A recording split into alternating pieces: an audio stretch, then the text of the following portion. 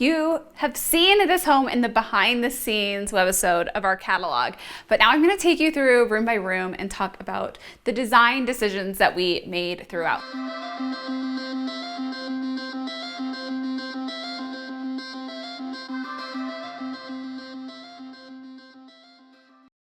Okay, I'm so excited about this room.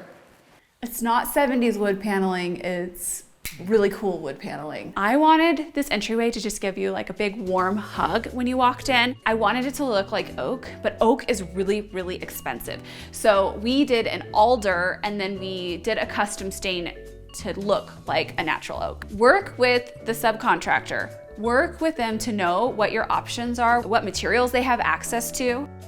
We decided to tie in this front door to look like the windows. The other thing you'll notice is we have nice height to it. I think that that's what sets apart a custom home, is typically getting a larger, taller door. I mean, I just love the shell and I want it to have its moment to shine. I like the yellow. People will still say, why do you never use color? I like to think in terms of creating a console vignette and then also a bench moment. On this console, I love that you're getting this dark color, but you're getting the wood grain coming through, and that gives it like a high-end feel and a nice texture to it. From the entryway, I'll take you into the living room. So you walk through this really beautiful hallway, and then you are greeted by these massive vaulted ceilings. And this is one area of the design process that gave me a lot of stress. These were our original stain samples. You see these? And they look a little orange to me. So, orange, you glad that you didn't pick those ones? Uh-huh. I know I gave you guys a run for your money and made you do like 20 samples, but we had stain on the ceiling, we had stain on these beams, we had stain in the entryway, then we had the floors, and then we had the cabinets. All of our cabinets are oak. So we were going to get a beautiful natural finish on those cabinets. So we went dark and more rustic on the floors, and this is the only depth that we have in the stain. So we said dark, and then we'll have this natural, that's 2 stain finishes, and then I didn't want to mix in a third stain in the room, so we matched the stain on the ceiling to the cabinetry. We wanted to do something unique, so we did this double beam detail, which I love, but we had to align everything because this room connects to the dining room. The other thing that we knew we wanted from the beginning was to carry the exterior stone, and we designed it to have this limestone mantle. And it is literally a solid piece of stone that has this chiseled edge that carries across and just finishes off this area. They did a little bit of an overgrout, and I think that that gives it a more historical look. It is a new build home, and so adding a few touches of something that feels historical, I think goes a long way to giving a home character. We did a curved hearth. Fun fact, when we installed this, I wasn't sure if I liked it, but now that all the furniture is in, I am so glad we did it. We have an asymmetrical wall here. So we decided to do a built-in that resembled a piece of furniture, and we did these really pretty burnished brass drop pulls. Again, details that make it feel more like a piece of furniture. We did not do a chandelier. We decided to leave this space alone to let the fireplace just draw your eye up visually. It feels like this feels really tight. Can I have you guys take this out of the visual? Let's take a look at it. It feels much better to me, and then we can move this back to kind of where we wanted it. I think with the curved back, it's fine. When I'm looking at pathways between spaces, I'm looking at 4 to 5 feet at the minimum. If you're in a smaller space, I'd say 3 to 4 feet. You see, we get a much tighter space here, but that's okay because we have a nice generous pathway going into the room this way. Another pathway to be mindful of is the distance between your sofa and your coffee table. I look at about 18 to 24 inches. The other most important thing is tape it out. We had a plan. We drew this in CAD, and it looked like it was going to be great, but taping it out on the floor gives you an opportunity to walk around the design and see if it is going to feel natural in your space.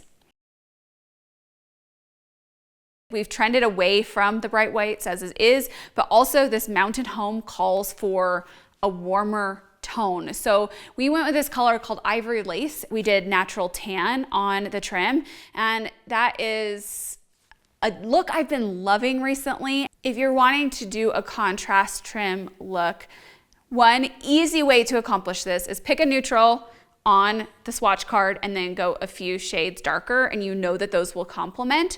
Or just make sure that you put those swatches together on your wall and they look good in all rooms. Behind the living room, we have the connected dining room space.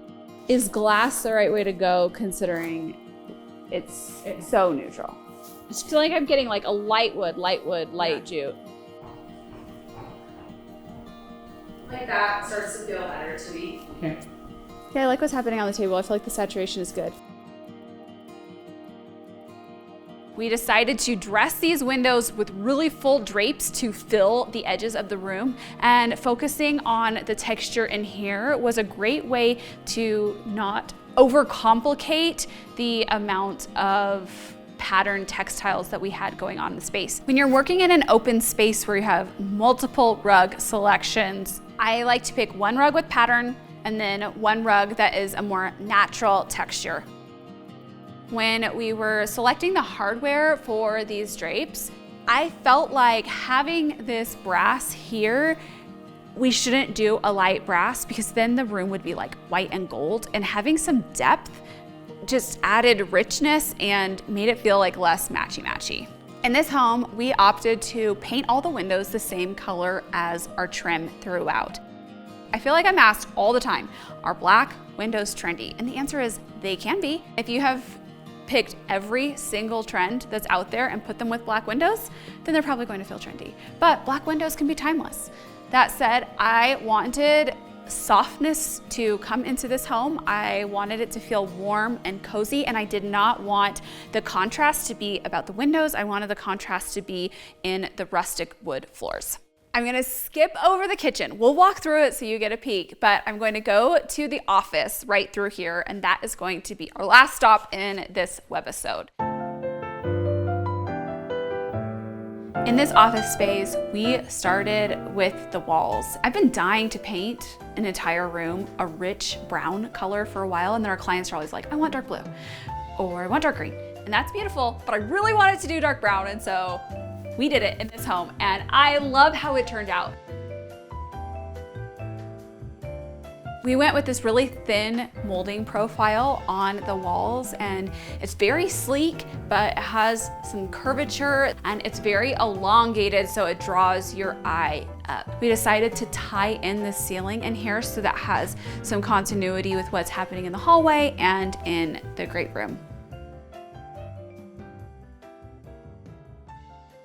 The built-in style is really unique in that we get this really wide divider detail between each section, and then we have a raised profile on the cabinet doors below. It's not a shaker panel. We've switched it up. If you have the opportunity to float a desk, it works if you are a laptop user. If you're gonna set up a desktop and you're gonna have like 3 monitors, it's not my favorite look. But let's say you are a multiple monitor person.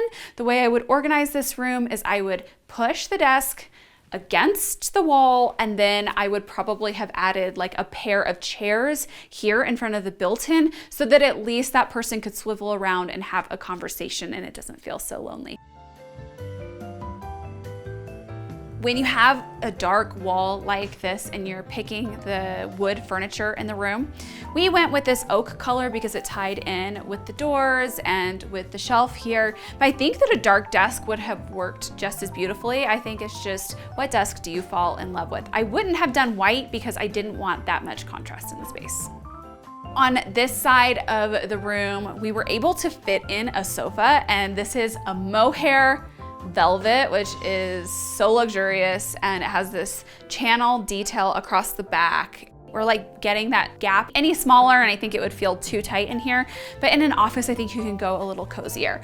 We did these pillows from our Morris & Co. collection, and I mean, we could not have created a better pattern for this space. The colors work beautifully, and we intentionally didn't incorporate like a cream pillow because I didn't want this room to be about contrast. I wanted it to be about that rich brown tone.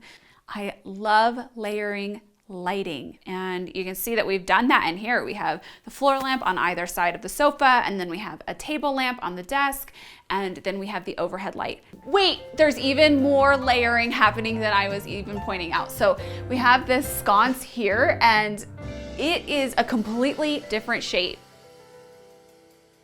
We've taken you through the entry, the living, the dining, and the office, and up next, we'll be showing you the kitchen.